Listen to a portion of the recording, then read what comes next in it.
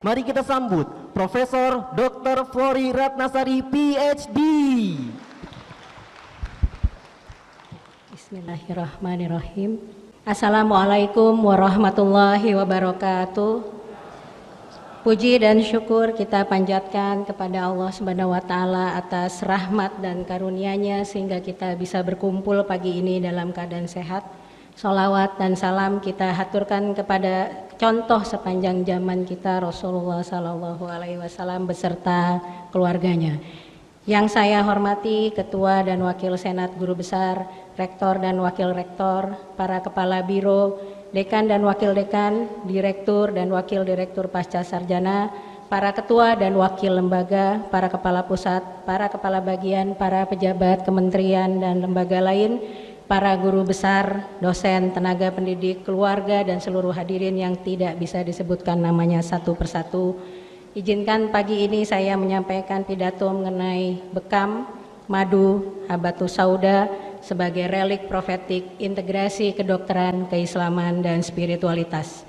Sejarah mencatat perjalanan panjang para ilmuwan mencari Tuhannya. Pada abad ke-18, ilmuwan tidak lagi percaya akan Tuhan sebagai entitas yang mengatur kehidupan manusia. Bahkan pada abad ke-21, penemuan sains telah menantang gagasan klasik agama. Albert Einstein melalui pernyataannya yang terkenal, God does not play dice with the universe, adalah contoh penolakan Tuhan yang klasik. Walaupun dalam perspektif mekanika kuantum, Einstein tetap meyakini alam semesta diatur oleh kekuatan deterministik dan hukum-hukum fisika absolut yang tidak terjadi secara random. Namun pada masa kejayaan peradaban Islam, para teolog muslim justru menganggap bahwa ilmu dan agama bukanlah suatu entitas yang berbeda, melainkan satu pandangan yang utuh dan integratif sehingga ilmuwan tidak pernah terpisah dengan Tuhannya. Integrasi keilmuan kedokteran dengan keislaman didefinisikan sebagai pendekatan dengan interaksi dinamis sejajar antara ilmu agama dan ilmu kedokteran dengan tujuan meningkatkan hubungan kepada Allah Subhanahu wa taala. Pesatnya kemajuan ilmu kedokteran menuntut Fakultas Kedokteran UIN Jakarta menjadi pelopor pengembangan kedokteran integrasi dengan menggali relik profetik di dalam Islam seperti bekam, madu, dan habatus sauda. Bekam adalah terapi lintas peradaban yang tercatat sejarah memberi manfaat dengan risiko efek samping yang minimal. Pada peradaban Sumeria, bekam hanya dibolehkan untuk terapi para raja, dan alat-alat bekam sudah terukir 4.000 tahun yang lalu di kuil kaum Ombo, Mesir kuno. Bahkan bekam tercatat di bukti sejarah peradaban Cina, Arab, Romawi, Yunani, Eropa, Amerika, Inggris, dan Indonesia. Bahkan kukurbit, alat kop bekam adalah simbol dokter pada zaman Romawi kuno. Sehingga tidak diragukan lagi, bekam yang dianjurkan Nabi Muhammad SAW sebagai terapi terbukti secara sahih dan valid mampu memperbaiki berbagai penyakit. Berdasarkan berbagai bukti menjadikan bekam merupakan salah satu pengobatan profetik lintas peradaban yang evidence based. Madu terdokumentasi di berbagai literatur peradaban dunia sebagai bahan makanan dan sebagai terapi berbagai penyakit. Penulis menemukan bahwa hidrolisis madu dapat menghasilkan alulose, bentuk gula rendah kalori yang tidak melewati metabolisme pankreas, dengan rasa manis setara gula dan dapat memperbaiki kondisi diabetes mellitus. Konsumsi 0,1 gram atau 0,2 gram per kilogram berat badan alulose berbasis madu dapat mengurangi kadar glukosa darah pada tikus diabetes. Bahkan konsumsi 0,4 gram per kilogram berat badan alulose berbasis madu memberikan hasil terbaik dengan kadar gula darah tikus menjadi normal secara bermakna. Penulis menyimpulkan bahwa alulose berbasis madu bukan hanya pengganti gula yang sangat baik, efektif, dan aman, namun juga memiliki potensi sebagai terapi farmakologi antidiabetes. Habatus sauda atau Nigella sativa dianjurkan Nabi Muhammad SAW sebagai obat semua penyakit kecuali kematian. Nigella sativa dalam meta-analisis terbaru diklaim memiliki benefit pada terapi asma, hipertensi, dan resistensi insulin pada penderita diabetes. Lebih jauh lagi, konsumsi habatus sauda 1 gram per hari selama 8 minggu dapat memperbaiki profil lipid dan indeks massa tubuh. Kesimpulannya, bekam, madu, dan habatus sauda merupakan relik profetik untuk terapi berbagai penyakit dari generasi ke generasi pada berbagai peradaban dunia dengan bukti yang valid dan sahih. Bagi ilmuwan muslim, ketiganya bukan hanya sekedar objek riset ataupun tanaman obat yang dapat direduksi menjadi bahan aktif, namun merupakan bagian naratif epistemologi umat, wujud integrasi kedokteran dan keislaman yang mampu menghubungkan manusia dengan alam semesta dan Tuhannya. Sebuah makna yang melampaui sekat-sekat biomedik menuju pengobatan yang maknawi, penuh hikmah berdasarkan evidence keislaman, dan mampu mengembalikan manusia kepada fitrah spiritualnya seperti yang tercantum pada surat Ali Imran ayat 190-191,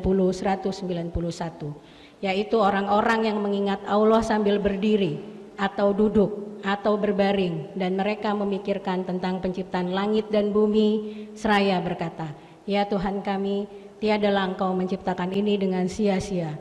Maha suci Engkau, maka peliharalah kami dari siksa neraka."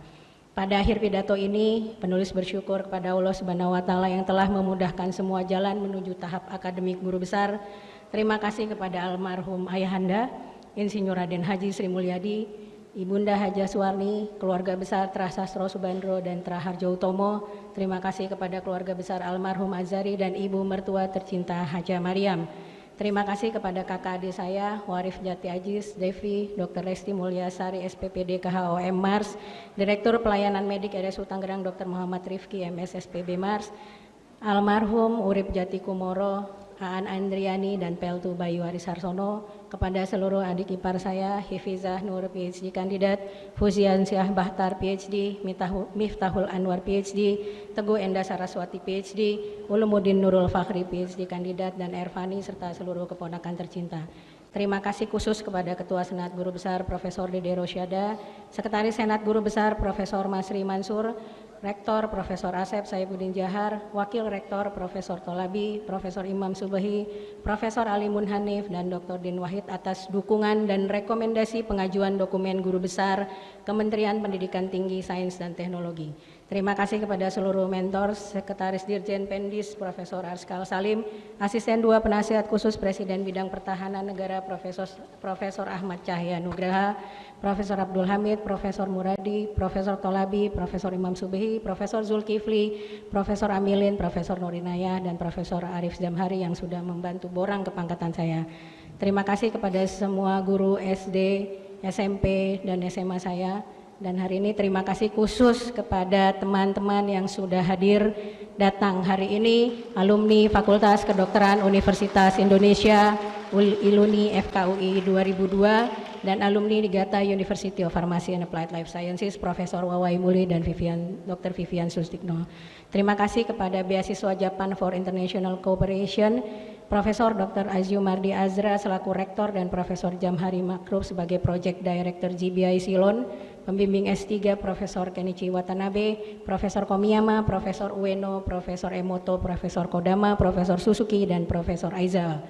Terima kasih kepada rumah saya, keluarga besar Fakultas Kedokteran UIN Jakarta. Doa yang tulus untuk seluruh pendiri Fakultas Kedokteran dan yang tidak pernah terlupakan bimbingannya penuh integritas, Dekan pertama pendiri FKIK UIN Jakarta, almarhum Profesor Dr. MK Tajudin, dan kepada Dekanat periode 2023-2027, Dekan Dr. Ahmad Zaki beserta seluruh jajaran pimpinan yang tidak bisa disebutkan satu persatu, dan yang mengkhususkan hadir hari ini alumni Dr. Muslim FK UIN Jakarta dari berbagai angkatan, baik bimbingan skripsi maupun bimbingan PA.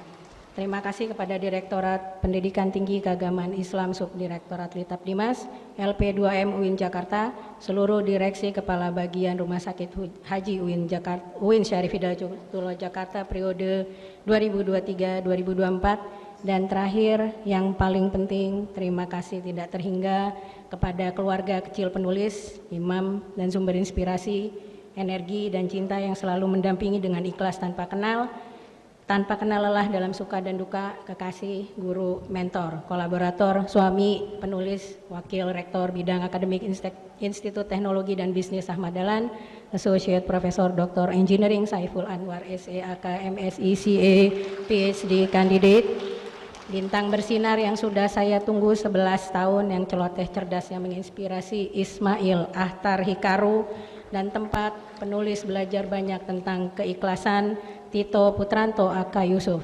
Terima kasih telah mendampingi penulis dalam banyak peran sebagai istri, ibu kandung, ibu angkat, dosen, dokter, guru besar, dan emak-emak. What we have is timeless, our love is endless. Wassalamualaikum warahmatullahi wabarakatuh.